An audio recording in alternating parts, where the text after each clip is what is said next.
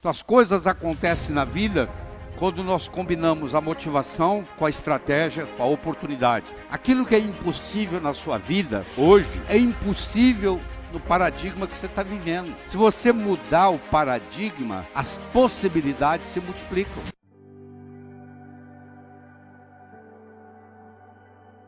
Nós vivemos num mundo hoje que se caracteriza por 3 palavras. A primeira palavra chama-se complexidade. É muito mais complexo viver em Maringá hoje do que era 20 anos atrás, ou em qualquer cidade do mundo. Complexidade como um todo aumentou. Segundo, nós vivemos num mundo veloz. Nós vivemos no mundo da velocidade da luz. Sai uma notícia, imediatamente você tem acesso a essa notícia. Isso acontece em tempo real. E terceiro, vivemos num mundo incerto. Não adianta você ficar fazendo programação para daqui 10 anos. Você vai ter que mudar ver uma mudança de estratégia, porque nós não sabemos o que esperar. De repente acabou o muro de Berlim, de repente o dólar sobe, de repente o dólar cai. Aí toda a estratégia que você fez vai por água abaixo. Tempos diferentes produzem mentes diferentes, com novas formas de pensar. É dono do mundo hoje, não quem sabe, mas quem aprende. Porque quem sabe, sabe conhecimentos obsoletos, que não funcionam mais no mundo de hoje. Aquilo que o seu avô e o seu bisavô teve sucesso, não se aplica mais ao mundo de hoje. Se você for seguir as orientações do seu avô e do seu bisavô, você vai estar desatualizado, porque não funciona desse jeito. Teve uma época que se vendia roda de carroça, roda de carruagem, se ganhava muito dinheiro. Hoje, a não ser que você venda pneu, porque roda de carruagem até o museu já tem, você não vai ganhar nada. Isso não funciona mais. Eu gosto muito do exemplo do bambu chinês. Você que é internauta, eu lhe aconselho, quando você chegar em casa hoje, você digitar bambu chinês no Google e provavelmente você não vai conseguir dormir.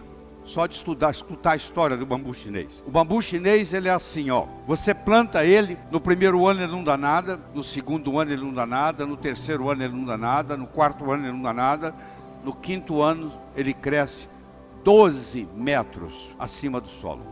De repente, 12 metros acima do solo. Aí você fala, mas que coisa interessante. É, interessante. Mas se você for mais perceptivo, você vai ver que se você olhar abaixo da superfície da terra, é uma raiz ali que começa a crescer. No segundo ano ele não deu nada, mas a raiz aumentou. No terceiro ano ele não deu nada, mas a raiz aumentou. No quarto ano não deu gente para manter 12 metros acima do solo. Isso é uma coisa que nós temos que ensinar para os nossos jovens, para os nossos alunos de graduação, que o que distingue o profissional do amador é persistência e paciência. O amanhecer só vem depois da noite toda ter passado. Roma não foi construída em um dia. O jovem tem uma ansiedade muito grande para que as coisas aconteçam. E aí você mostra para eles o exemplo do bambu chinês. O bambu esperou pacientemente por 5 anos para ter o sucesso que ele tem e se colocar 12 metros acima do solo. Paciência e persistência são 2 características que distinguem o profissional do amador. Isso aqui é uma carta mostrando, é um documento mostrando, eu vou traduzir depois para vocês em português. Em conclusão, nós achamos que a sua hipótese é mais de caráter artístico do que propriamente físico. Isso está datado em 1903. Foi quando Albert Einstein tentou ser professor na Suíça. E isso que ele recebeu, esse comunicado. Mas com isso, Albert Einstein não desistiu. Ele continuou persistente, ele chegou a ganhar prêmio Nobel e ele é considerado pela maioria o homem mais inteligente que viveu no século XX. Bem que tem questionamentos sobre isso, mas muita gente aceita ele como um indivíduo que fez mais diferença no século XX. E foi reprovado, não se aceita o trabalho dele. Por quê? Porque os indivíduos que viviam na época dele não entendiam o que o Einstein pensava. Einstein estava anos-luz na frente dos colegas, a ponto de ser reprovado e não aceito para ser professor de uma universidade. Gostaria de mostrar para você o que é saber, o que é consciência de saber. Eu vou começar pelo número 1. Eu não sei e não sei que não sei. Quer dizer, eu tenho uma coisa que eu não sei fazer, mas eu não sei que eu não sei fazer essa coisa. Esse é o primeiro degrau. O segundo degrau, eu sei que eu não sei. O terceiro degrau, eu sei, mas eu não sei que eu sei. Se você sabe, mas não sabe que sabe, é como se você não soubesse. É a pessoa que com 75 anos de idade descobre que ela é uma grande pintora ou uma grande escritora e lança seu livro, o primeiro livro, aos 76 anos de idade. Ela sabia, mas não sabia que sabia. Se você tem uma habilidade, mas se você não sabe que você tem essa habilidade, é como se você não soubesse. E finalmente nós temos o quarto. Isso é muito importante. E isso tem que ter a ver com a sua competência de ação, não com o seu acúmulo de informação. Se você vai no aeroporto de Guarulhos, entra num Airbus que está fazendo São Paulo, Nova York, e o comissário de bordo diz assim: senhoras e senhores, o indivíduo que está sentado na cabine do piloto não é piloto, mas ele tem muitas opiniões de como pilotar um avião. Você ficaria na aeronave? Não. Você não quer saber quem leu livros ou quem tem opiniões de como pilotar um avião. Você quer saber quem é que decola, voa e aterriza são e salvo em Nova York. Isso se chama competência de ação. Se você aprendeu a nadar e tem 20 anos que você não nada, eu te colocar numa piscina aqui, você vai nadar.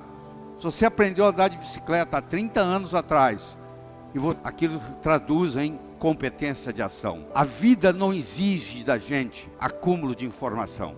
A vida exige da gente competência de ação. Essa metáfora me acompanha há mais de 30, 35 anos. É um indivíduo atravessando um cabo de aço de um prédio para o outro. Você há de convir que 3 coisas são necessárias. Ele precisa querer, se ele não quiser, ele não anda. Ele precisa de saber, se não souber, ele cai.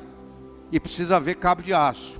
O querer é a motivação. O saber é a estratégia. E o cabo de aço, propriamente dito, é a oportunidade. Eu posso querer ganhar dinheiro, eu posso saber ganhar dinheiro, mas eu nunca tive a oportunidade para mostrar isso. Não vai acontecer. Então as coisas acontecem na vida quando nós combinamos a motivação com a estratégia, com a oportunidade. E a oportunidade na nossa vida, ela aparece de 2 formas. Ou você corre atrás dela, ou ela vem fantasiada de problema e chega até você. Então, se você gosta de resolver problema, por trás de cada problema existe uma oportunidade. Em 1975, eu era dono de um hospital em Teófilo Otoni, em Minas Gerais. Era uma sexta-feira, o telefone tocou de um hotel e eles me disseram que lá tinha um hóspede que não falava português direito, que estava com dor no peito e suando frio. Se eu podia ir lá como cardiologista. Eu disse que eu estava saindo para um final de semana longo, que chamasse outro. E ele disse: ó, eu já chamei 2 médicos e eles falaram a mesma coisa.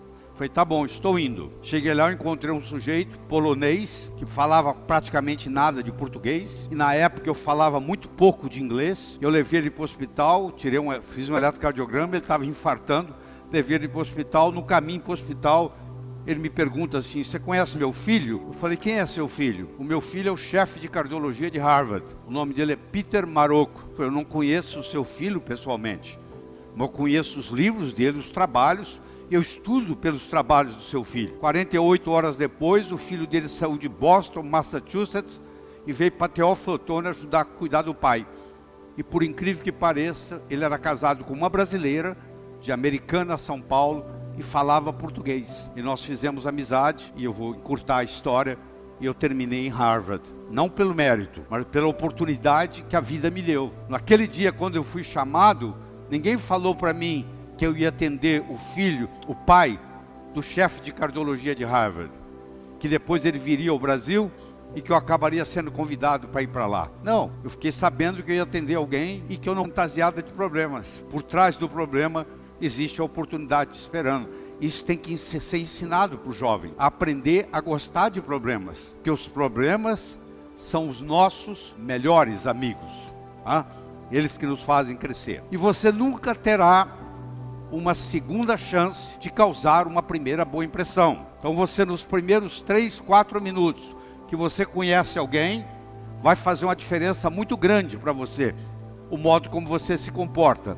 Eu vou ilustrar isso aqui para vocês, mas do seguinte modo, que nós temos 2 tipos de poder. Nós temos o poder posicional, que é o poder da posição que nós ocupamos. Você é general do exército, todo mundo presta continência para você. É domingo de manhã, você dá de bermuda, camiseta, chinelo, você vai até a banca de jornal comprar um jornal. Ninguém sabe quem você é, a única coisa que vai se manifestar é o seu poder pessoal, que é um poder linguístico. A posição você pode perder. Você deixou de ser o CEO de uma empresa, você deixou de ser o diretor de uma escola, você deixou de ser um general do exército.